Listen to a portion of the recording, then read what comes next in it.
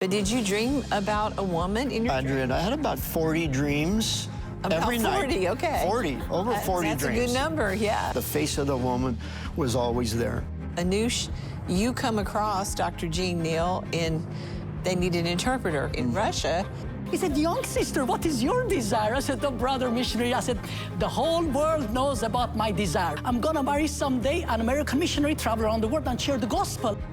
Well, if you're enjoying Table Talk, be sure to like, comment, subscribe. Remember to click that notification bell to stay up to date on all of our latest posts.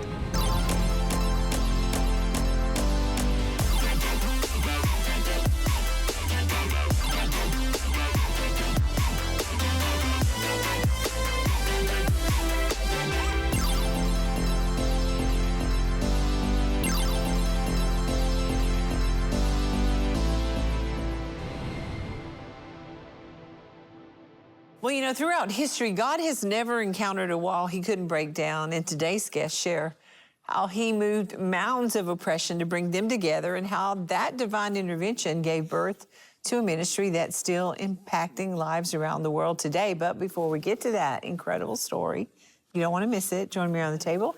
Kendra Kelly Dean, how are you? I'm good. This is such an awesome story. It's a fun story. And I love this couple so much. They have made a special impact into my and my husband's life. Yeah. But they are just wonderful. And it's great whenever you say, not my will, but God's will be done. And to watch him work it out is amazing, because only he could have done it. For sure. Dorothy Newton, how are you? I'm good, and I am excited. You know, the guests today, I get to see at least once a year at your house, actually. Beautiful, beautiful people, and I'm excited to just hear their story because it's going to encourage so many people. For sure. Yeah. Rachel Lamb Brown, we love this couple. I do. I love them so much, and they've been in our life for a long time, and their story is totally miraculous. It really is. Cindy Murdoch, you know their story. I do, and I was thinking, if anybody questions or wonders if God is in the details, when they hear this story, he is in the details. You love that part about it, don't you? I do. That he's in the details.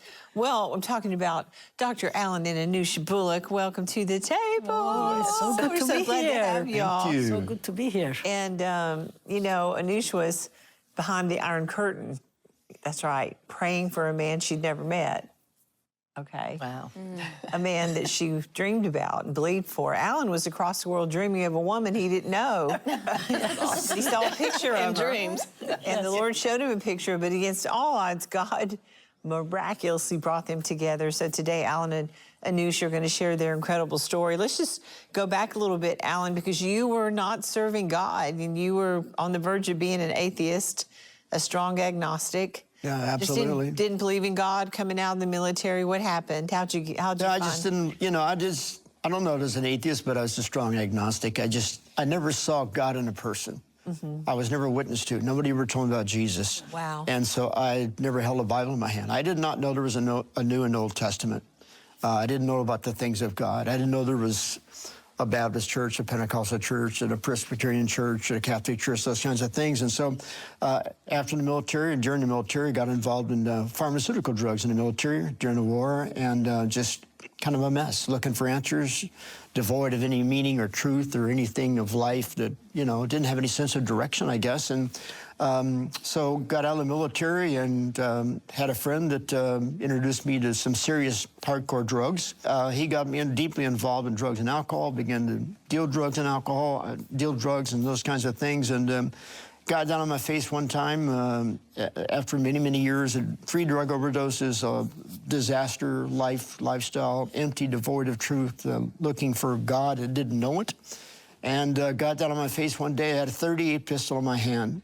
And I said, God, if you're real, here's the mess. You know, if you can change me, if you're real, what's left of me is yours.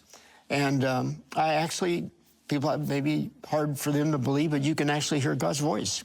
And I didn't know that, didn't know who God was, and I heard God say, I'm the answers to what you're looking for.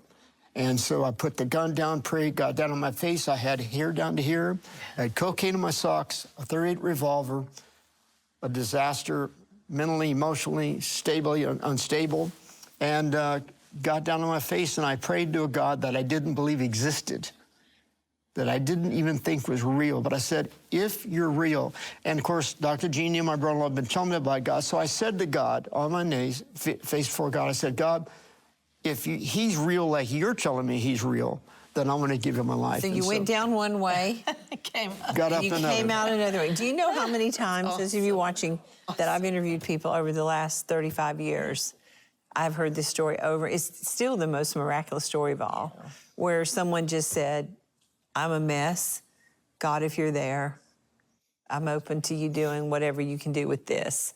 And God will show up. And the same God that showed up for Alan will show up for you today if you need that. So just open up your heart to God. I mean, he's knocking on your heart's door right now.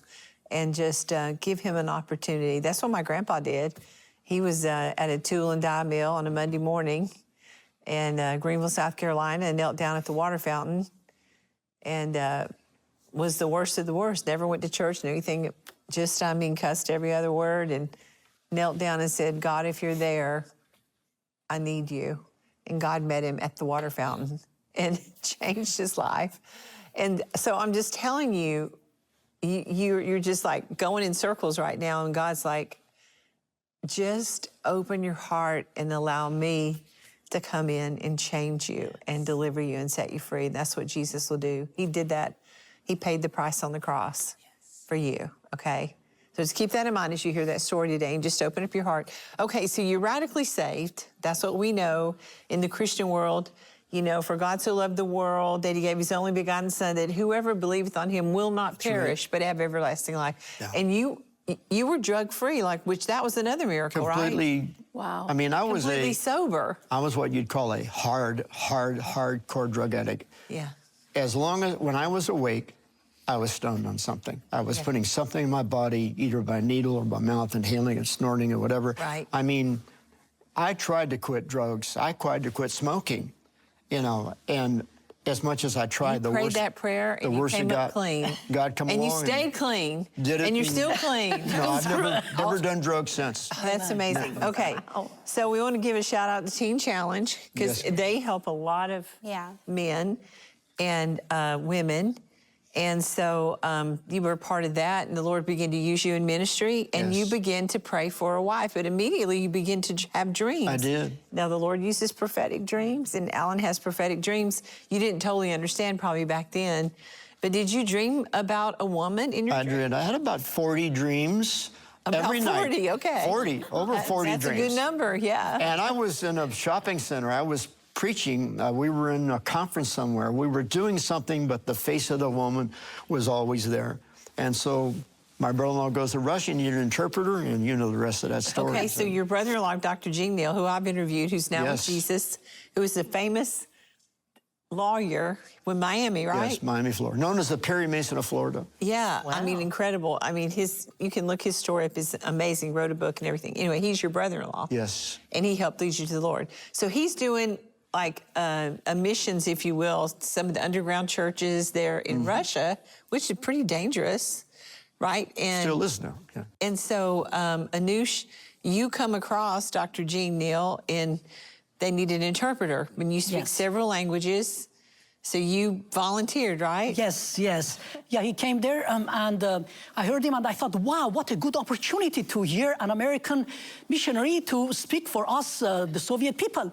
So I was very involved in the youth group. We all were college kids at that time, and everybody was studying some subject. I was studying linguistics, and I invited him to come and speak for our youth group. So he accepted the invitation. I was very happy, and that day we went, and we were cramped in a room, as even in the churches, that sometimes you have to stand on one foot to create enough space for another person to come and hear the word of God, because we were just so hungry for the word of God. And so we all packed in, and they said, Anoosh, you have to translate, because you are the linguist, or studying linguistics. So I got up, as I always say, I understood half of the message, other half I did not understand the accent. I made my own preaching and preached for the missionary. And at the end, this is very sad. He said, young sister, what what is your desire? I said, the brother missionary, I said, the whole world knows about my desire because this is something you had been sharing Yes, since you were a little girl. that's right. With your family, friends, Yes, and it was what? Yes, and I would say, hey, I'm gonna marry someday an American missionary, travel around the world and share the gospel. And they said, oh, Well, you're and what crazy. else did you say? Yeah. You said, I want to marry That's An American with blue missionary. eyes and blue eyes. And blonde hair. Blonde hair. Blonde hair. Yes, blonde hair and blue eyes. I'm very specific, like you. I love detail-oriented, prayer requests because God gives detail. I said, God, you love me so much. I love you too.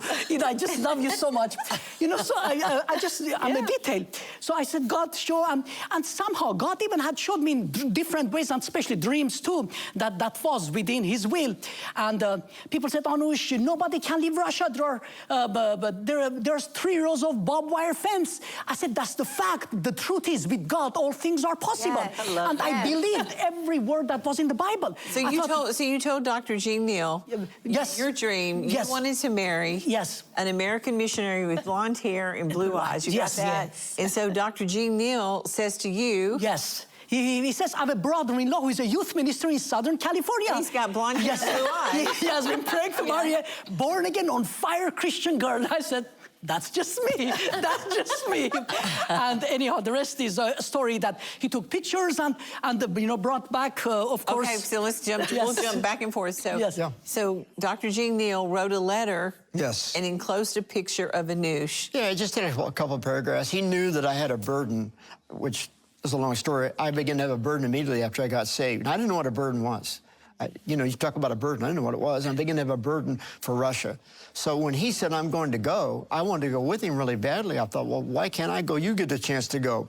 But God orchestrated where she would be the interpreter. I wouldn't have been there. So anyway, he sends me a photograph in the letter and said, why don't you just correspond with her? Well, I recognize her from all the dreams. So what did you do? So I began to write her letters, tell her my story, and proposed her in a telegram, having never met her face to face. Proposed? Wow. And it's all around. Wait, had you even talked to her? Like, had y'all been writing No, at back that and point, forth? no. just writing. I'd never met her, never shook her Wait. hand, never hugged her, and never kissed her. Anoosh, Yeah. what was your reaction when When you this saw the man... telegram. Of course, because I prayed and I knew how God was answering so many prayers in detail that we would pray specifically. So I knew 1,000,000% it was God. So I accepted the proposed invitation. Thank you. Thank you. You said yes to the proposal? Yes, to the telegram? Yes, I said yes, but it should be done. Everything in America, all the paperwork you have to arrange to come to marry me there. Okay, so then you found out the paperwork couldn't all be done in America. No, well, it had never been done before, so they wouldn't tell her because they didn't know. Because Russia was closed. That's right. Nobody knew in America. Yes. And then I had to find all that paperwork, and they did tell her that they wanted it in Russian and in English. And all the requirements were about 30 pages each. So you had to find a Russian typewriter, somebody that could type Russian, somebody that spoke Russian in those days, and it was nearly impossible. Okay, God worked that out. Well, okay, so how did God work that out? Because I was like, it's just like miracle after miracle. yes. Okay, here's the first one. I was sending in a travel agency, and it was interesting because the ticket back then was about $400.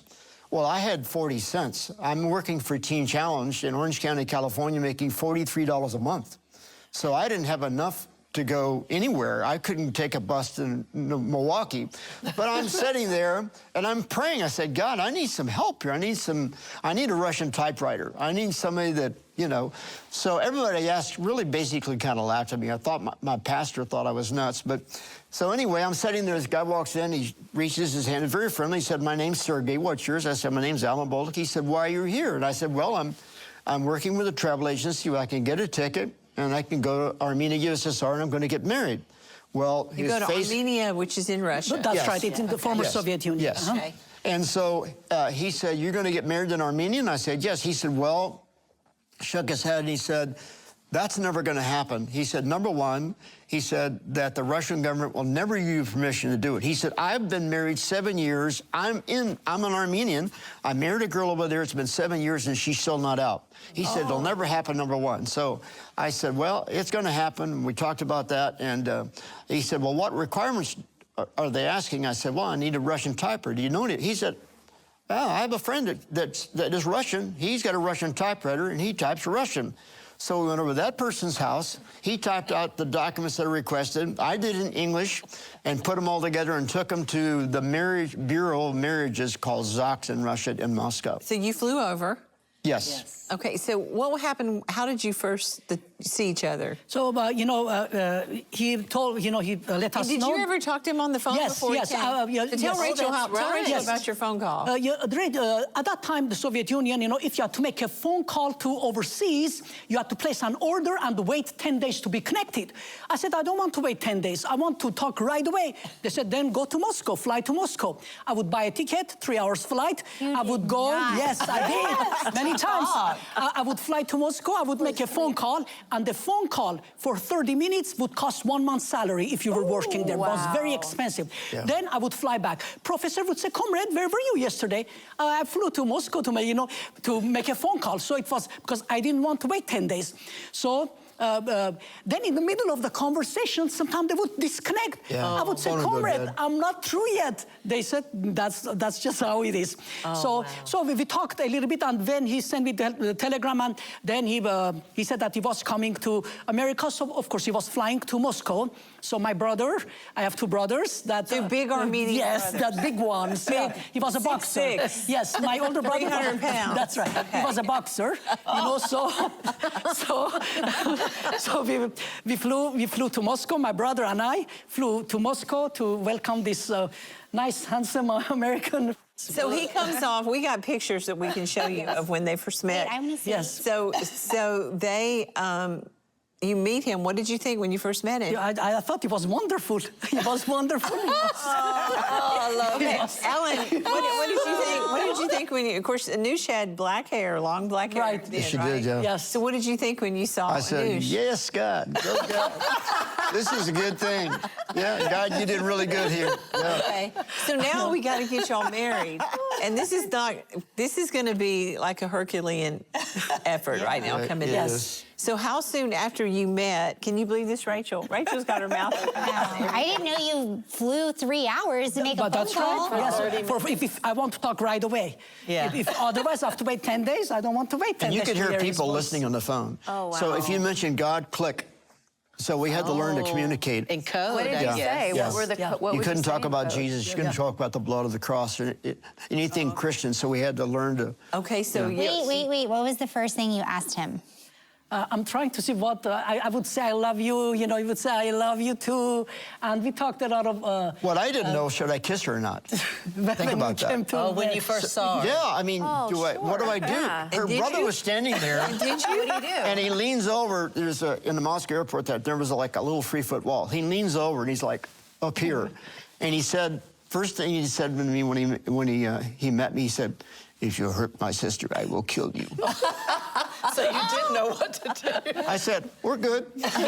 We're good." Okay, so did you kiss her or not? Right Hug then? her? Did you? Yeah, I did. You did? I did. Yeah. I mean, All right. So he's proposed. You got to get married. Yes. And we're going to get to the details of that. But you had the very important job of finding a wedding dress. That's Oh, right. Don't laugh about that. That was important. Yes. But in where you lived, you couldn't just go shopping. It wasn't like living here in America. That's right, yes. Sometimes I would go to stores in those days during the Soviet Union. Sometimes you could count everything in the store in 2 hands. I had to fast and pray for God. I want an egg, or I want today this item, just basic needs. And that's how you just learn to trust God. You would pray for one egg. That's you right. Said. You would pray for one egg yes, to be in the store. Yes, sometimes. But the shelves would be empty. Yeah, sometimes the shelves were empty. That's why when I first came to America, I saw just the whole shelf is bread, every kind of the bread, and I saw eggs. eggs of every kind, and just we packed, fruit, even the animals have their own aisle in American stores. Wow. No, I remember to this day, because I've known Anoosh for years. Yes. Anoosh and Alan for years. Hey, all right, okay, so we got to get back to, here you are, you're behind the Iron Curtain. Yes. And I don't know how in the world y'all are going to get married, okay? He's proposed, but you decide that you need a wedding dress, and how did that happen? Okay, so my dad said, I'm gonna give the biggest wedding Russia has ever seen. But the problem was, as I said, for 1 week I have to fast and pray, not try to find a wedding dress. So I'm saying, God, you know, I was talking to I call it Daddy God, because I just love God like you all do. I said, God, I sure would love to have a dress that somehow would match the suit that Alan has brought for our wedding. So Alan brought a light blue. A light kinda blue tux. suit for our wedding tux, you know. And so I've never seen in my imagination, I never knew even there was such a dress that would have even some different color on it, but that's what I wanted. So I prayed, and my family was going from house to knock at the door, see if anybody had a dress that we could rent it for one night, because stores, you know, didn't have. And so my aunt came over that day, and my aunt said, Anoosh, I've seen the most beautiful dress you have ever seen in your life. I'm thinking, you know, I said, describe the dress. She said the dress was white, but from waist down, there was a light blue organza material covering that dress. I said, that's the dress. I said, nobody knew, but you know, God heard. I said, give me direction. So my dad and I and Alan went to this house. We knocked at the door, and the woman opened the door. She said, may I help you, comrade? I said, yes, comrade. This is my American fiancé. This is my dad. We heard you have a wedding dress. We like to rent it for one night. We don't care how much rubles it costs. The rubles, that's Russian money. And she said, oh, wasn't that your relative? No, the news is everywhere in that city that this Armenian girl is marrying an American. It's you just have to be there to see how popular that thing is, you know, just amazing. So when she says that, Alan says, what is she saying? I'm translating back and forth from Armenian to English, Armenian to English. I'm saying she's saying no. And Alan says, let's just pray that God will move the lady's heart, because we have learned in the Bible, one person can put 1,000 to flight, two can put 10,000 to flight. So we are praying, and the husband comes out. He says, what's going on in this hallway? I said, comrade, this is my American fiancé. This is my dad. We have heard you have a wedding dress. We like to rent it for one night. He said, how did you meet this fine American? I give the whole testimony, you know, to that gentleman. He said, you go into that room. You try that dress. If it fits you, I will let you have it for free that one night. Wow. Guess what? My height, my size, the light blue, the picture is there. Everything the way I wanted. And that day, everybody thought Alan special ordered the dress and brought it in from America to match his suit. What a mighty God we serve. I absolutely love my daddy God. We actually have a picture. You can see the white, and then there's a light blue organza Wow. Beautiful. over the bottom part of it. And so, okay, well, how did you get married, Alan? Well, we had to find a Russian Gregorian Orthodox priest. That was the law. That was the rules. You couldn't do it in the underground church. They didn't recognize it. It's like you didn't really know any when you went over there. No, right? you don't know. They don't. You just don't know. It's like you have a map to go to Colorado, and there's no lines on it, you know. And so we just had to. You know, you just had to pray through it a step at a day at a time. And so we went to several different homes of Gregorian Orthodox priests, and they all said niet. And you have to understand over there that the Russian government, the KGB then, and I'm sure today as well, they control everything that you do and say. And people disappeared then, and they still disappear today. And so 3 or 4 homes later, somebody told us about a Gregorian priest that they thought that this guy, if anybody would do it, he would do it. Well, now I only have 3 days left to stay there. So I went to this guy's house, he invited us in, and he said, well, tell me about yourself, you know, tell me about your story, and we told him about our testimony, whatever, and he said, if you can bring me the paperwork that the Russian government gives you permission to get married, ZOX, Bureau of Marriages in Moscow, he said, I'll do it. So we got that initial permission and didn't get the paperwork until I was walking up the walkway to the church. The priest came out, and a guy from Moscow, I mean, thousands of miles away, handed me the paperwork, and here's your paper. We still to this day don't know how that guy got there, and if he was real or an angel. I mean, we don't know. But you were walking towards the church to get married. Trusting. And the priest was coming out the door. He would not marry you unless you had those papers. Exactly. Now, you had filed the papers, but getting those back to you to show him. It was 60 days later, we hadn't got the paperwork yet. So we're still wondering about that. You had a 90-day visa. It was running out. That was it. Time was running out. Okay. Yeah. All right. So he gets the papers. Y'all get married, and then you have to come back to America. Yeah. What, are you just like the one of saddest the person hardest days of ever. my life. That was, you know, after God did all that, then you have to leave her there. And what's going through my mind is that guy sitting next to me in the chair in the travel agency saying, it'll never happen. So, you know, the enemy, you know, God's working a miracle in our lives, and the enemy slips in and tries to put this thought there. You know, this isn't going to work out. This isn't going to happen. But God always wins. Yes. God always wins. So how did we only have a couple of minutes. Evidently, she did make it over, but it was almost a year. Almost, yeah, 11 which was months. still miraculous. Yes. And, Oh, it was. and how did she get over quickly? Tell. So one day, the government called me. They said, "Comrade, come to our office." So as I'm walking this four-story antique building, you know, I'm thinking, you know, again, are they gonna say yes? Are they gonna know? Or what are they gonna ask me? So, you know, you're praying, you know, prayed up, go up there. And they said, "Comrade, we just got your permission from Moscow. You are free. You can go to America and join your husband." Yeah, I am just sending kisses to my daddy. God, he thinks I'm sending kisses to him, and I'm so excited, you know, that I got, you know, permission. So of course I go and call him, and the rest is a story. Then my whole family quickly we get all things together. But that even there was a purpose on that too, because at that time already I'm on my 4th year of college. Little did I know that later on I could use my graduate, you know, my 4-year college degree to speak for a military college in Monterey, Carmel, you know, to Defense Language Institute. So God used even that part. Even the fact that you had that slight delay, Yeah. God was preparing you for what He would use you once you got to Exactly. America. Yes, yes. That's so good. Wow. And of course, Alan, you and Anoosh have shared your story. How many times around the world? Probably over 4,000 times. Over 4,000. And of course, they minister together.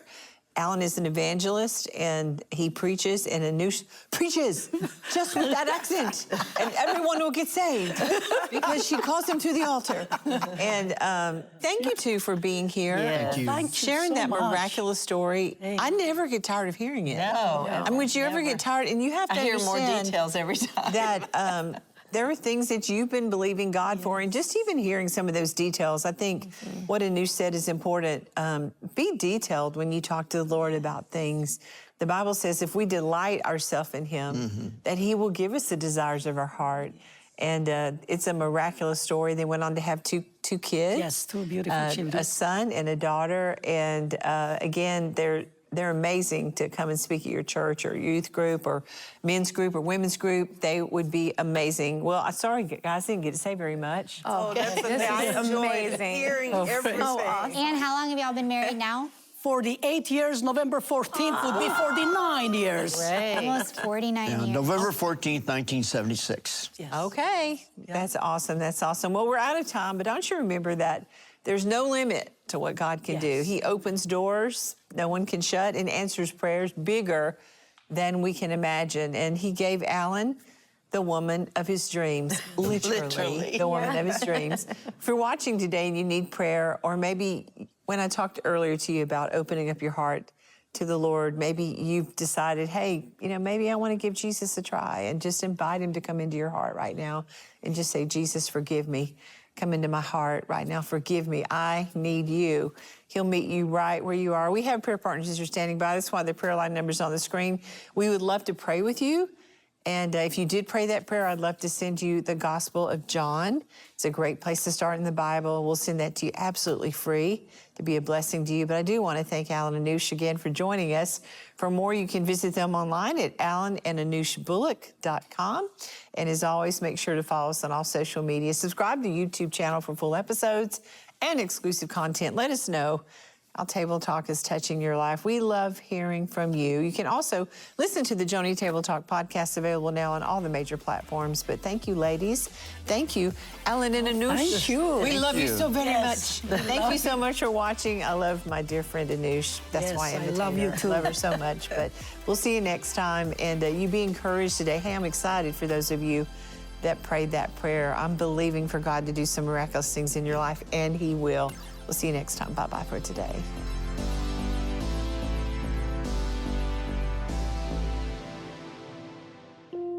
Well, you know, there's always more to the story. If today's conversation stirred something in your heart, don't let it end here. Click on the next video to keep growing in faith and truth. And if If you haven't yet subscribed, turn on the bell so you never miss a moment. Let's keep pressing in together.